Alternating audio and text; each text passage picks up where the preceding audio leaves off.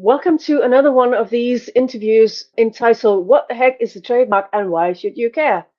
Today I am joined by John Stevenson, and John is the mind body catalyst, and John integrates the Alexander technique and energy alignment method in brackets EAM to facilitate holistic transformation in his clients. The Alexander technique enhances self-awareness and conscious control over physical habits, promoting better posture and movement efficiency. Wow, I've never heard anything like that before. Welcome, John, and thank you so much for joining me today. Yeah, yes, it is rather grand. Yeah, it's just words that sort of were right at the time. Yeah. So as you said and read my bio, I've been an Alexander Technique teacher for several years, doing Yeah. lots of training, many hours. Probably it was over 3,000 hours of training at two schools, and then a year or so learning EAM. And then one day I had a click. Oh, they're actually both pretty similar, or they support each other.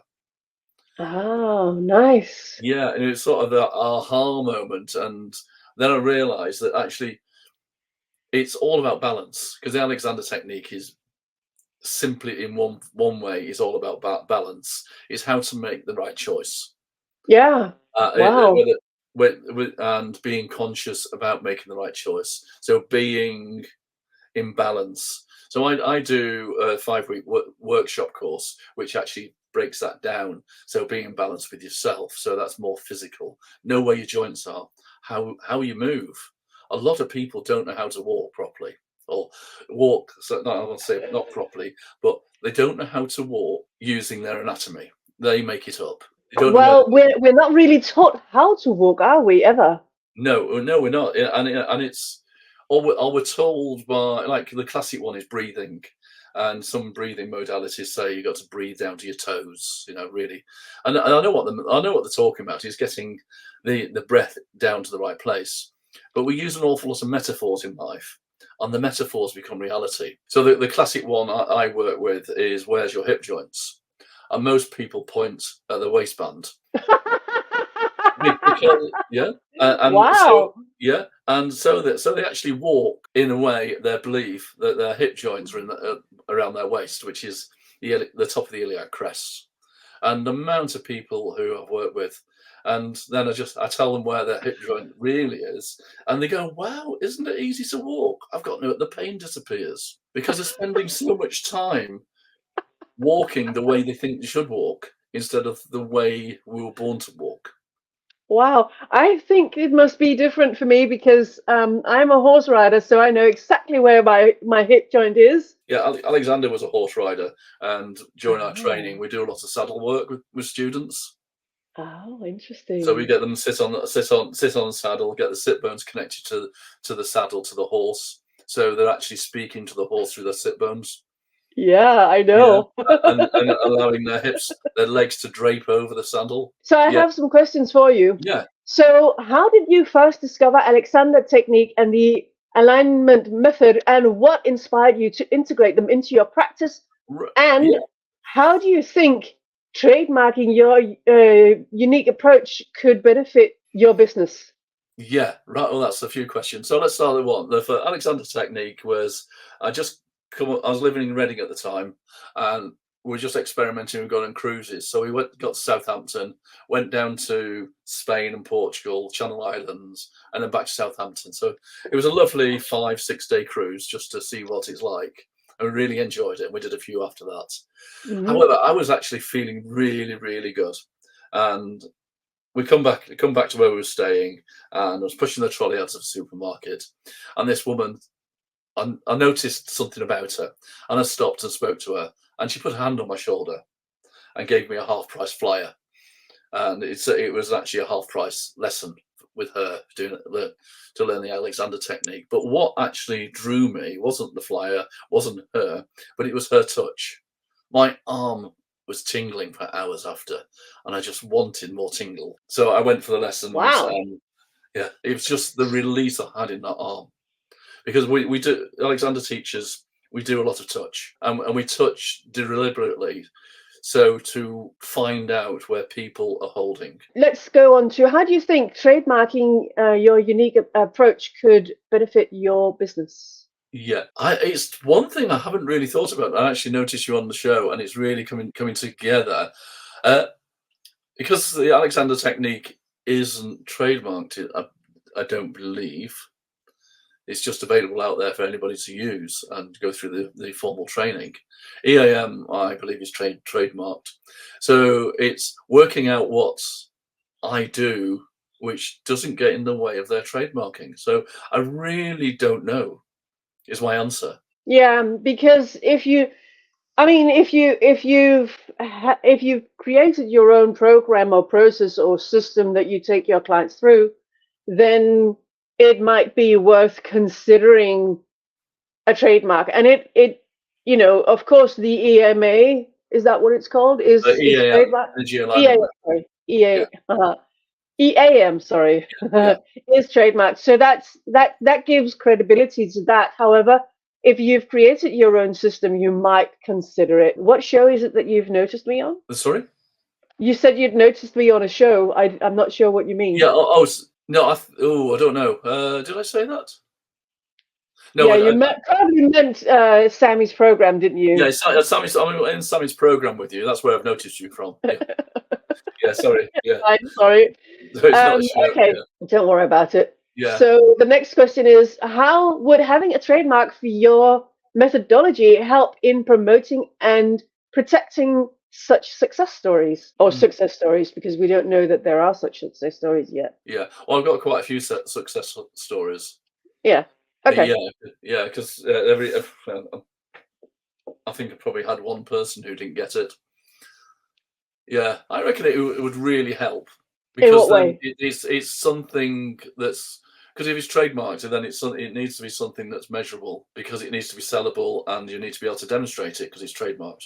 Is that right? So what the trademark does is that the trademarks help to create loyalty in your clients. Are you familiar with Apple or Nike by any chance? Oh yeah, yeah. Yeah.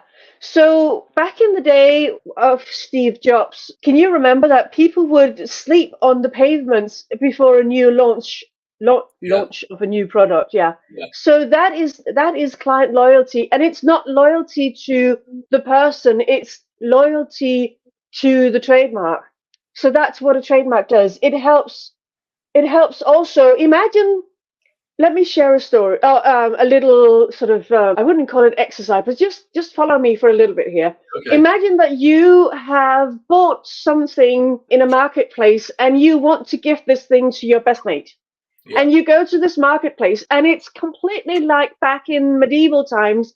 There are stalls everywhere. There are enticing smells in the air of spices and baked goods and cooked meats and what have you.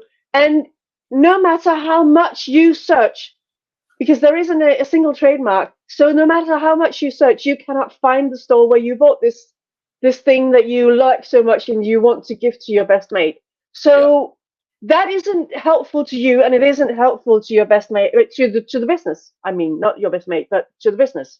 Your best mate will suffer because they won't get the thing that you're so happy about and you wanted to gift them. But that's not the point here. The point is you can't find that again. So a trademark also helps your client, your ideal client, find you in the crowded marketplace so that your business stands out. And also, as I said, it creates loyalty. So that's what a trademark does for a business. Is that helpful to you? Yeah, it does. Yeah, it makes absolute sense now. Yeah. Yeah. So it'd be trademarking my program, that the events I run and the activities within those events. So what you do is, can you see that there's a little duck up in the corner saying powered by StreamYard? That's their brand. So what you do is you create a brand and then you put that onto everything. Yeah. Yeah, I get that. Yeah. So I do that with my documentation, what to give out. Yeah. So I do. The next question for you. So how do you differentiate your holistic approach from other wellness and transformation methodologies in the market, and why do you think it's important to trademark your brand? Yeah, this is yeah. So I think I've got quite a unique methodology of helping people get out of whatever they want to get out of. Yeah. Yeah, and to become grounded and be their best selves. Yes. Yeah, and from other modalities, yeah. So I always say that all the various modalities are actually different routes up to the top of the mountain, whatever the well-being mountain is, and Yeah. we cross over an awful lot of time. So there's an awful lot of similarities with Yeah. all the methodologies.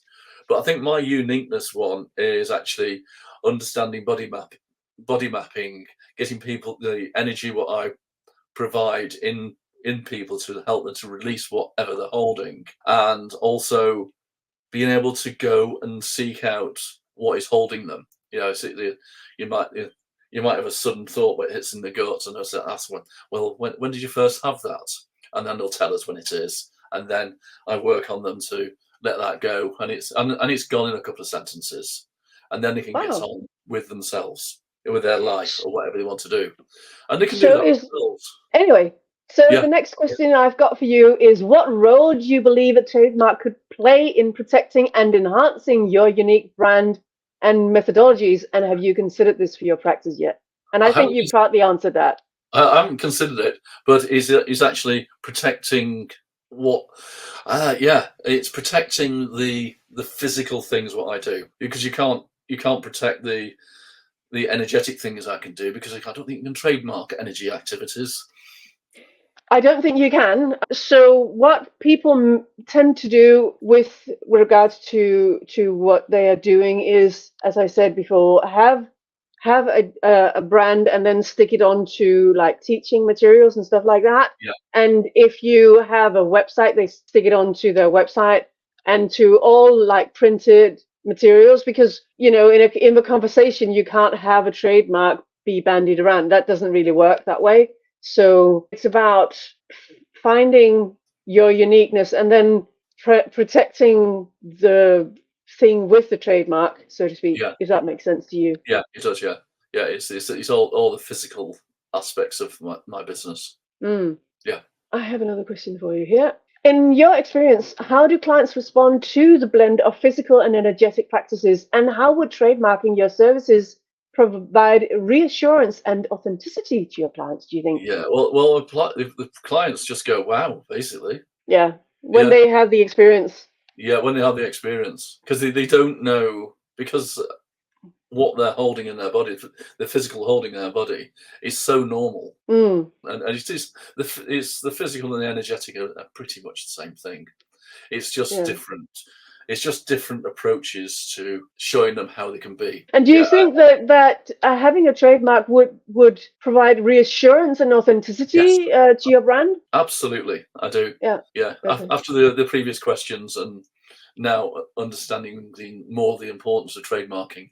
Yeah, absolutely. Yeah. Yeah, because I mean, if you think about the big players that are out there, none of them started as big as they are today. We all know that. Everybody, even Steve Jobs is well known that him and his friend Steve Wozniak, they started in Steve Jobs' parents' garage. We all know this. This is, and he didn't have the trademark the way he's actually, Apple's trademark has gone through a few iterations. Are you aware of this? Like, at one point, it was a multiple colored apple. And people looking back now with all the LGBT thing going on think that it was to do with that. It isn't. It was just a way of having a different trademark back then. And so it's gone through many iterations. The thing is, people may think, oh, but I don't want to be as big as Apple. And that's totally fine. There is no requirement for you to be that big. It's just showing the world that you take yourself and your business seriously. That's all it's about, really. Yeah, absolutely. Yeah, I get that. Yeah, and it's looking after yourself. So if somebody comes along and say you can't, that's my work now, because they stole it off you. Yeah. And stop them doing that. Looking ahead, how do you envision the growth of your practice, and what steps are you considering to ensure your brand remains distinct, protected, and including the use of a potential trademark? Yeah. I'll answer that question backwards. That's fine. I haven't got a clue about protecting including potential use of trademarks. It's all new to me, but I do expect my business to grow. That's why I'm on here, because I really want to help people and get people out of all their worry, because there's no need to worry, because worry is an imagination. Yeah, and so I'm planning on I'm doing one-to-ones. I do workshops at the moment, and I want to get out and do presentations, so I get bigger contact. Bigger audiences. And in that instance, it's really important that you are protecting your intellectual property, I would say to you, John, because there are unscrupulous people out there, unfortunately. May I share a story of somebody who was really, really trusting? Yeah. So when I first came to England back in 2018, I was living down in Charmouth, and I met up with a young woman, and we went for a walk along the beach, and immediately almost she asked me, so what do you do? And I say, well, I register trademarks. And she was like, oh my goodness, I wish I had known you, because I had been inspired to create this particular horse rug. And the horse rug at the time when she had got the inspiration hadn't been seen in the marketplace yet. And so she just asked her friends and family what to do in that situation. And because they were just her friends and family, they said, well, just contact this big horse rug manufacturer. They will help you. So that was what she did. And she went in and she did her presentation. She shared everything, all of the inspiration that she had got. And then they said, well, we're really sorry, we can't help you. And so they sent her packing. And what then happened was they actually very shortly after took that particular horse rug to market. She was not financially rewarded for the inspiration and for having shared that with them. So it's good to be trusting to a certain extent, and then we also have to show that the inspiration that we get from the universe, because we get our inspiration from the universe, we need to protect that. And in that situation, had she known me, I would have said, look, you need to at least have an undisclosure agreement with you for them to sign before you start doing this presentation, because if you don't, they can and will not give you any kind of recompensation, financially or otherwise, for this thing that you've shared with them. So it's really important, and an undisclosure agreement is a good way if you are thinking of teaching other people in your methodology. So when they have if they've signed a non-disclosure agreement, then they know that you take yourself and your business seriously. And you can also give license to other people. Like you may have a license to do the Alexander method, don't you? Yeah. No, it was never set up that way. So that's a typical one, and a good example of people can use it anyway. Because when Alexander died, he hadn't sorted out how the training should be. So there's various styles of the Alexander technique around the world. And that could have been avoided if he had put like a thing in place saying, this is how I want this to be taught forevermore. I don't want any deviations from this. Yeah. So that's why it's so important to know and understand that what you create has actual real value. And with the results that I'm hearing that you are getting for your clients, it is really valuable. And should you ever want to take on investors, if you don't protect your intellectual property, they can and will perform a hostile takeover. And I really do not want you to experience that, John, because it's devastating. Yeah, I get that, yeah. Okay, well, let me just put up the methods for people to connect you. So if people that are watching this want to contact John, here is his website. It's called Rediscover Freedom, and it's a .com. And if people are on Facebook, there is a Facebook page where you can connect with John as well, if you are so inclined. And it's been an absolute pleasure having you here today, John. Has it been interesting for you? Yes, it has. I've learned something as well, which is really useful. And so I just want to say thank you so much for indulging me today and being my guest. And this is going out on my YouTube channel. I will share. Well, I also have a YouTube page as well, which I'll. Oh, cool. Do you want to share that so that people can find you there? So here is the YouTube channel that John has as well. So please, everybody, go and subscribe to John's channel as well as mine, so that we can support each other to grow each other's channels. Thank you so much again for joining me today, John. It was a pleasure. Yeah, thank you.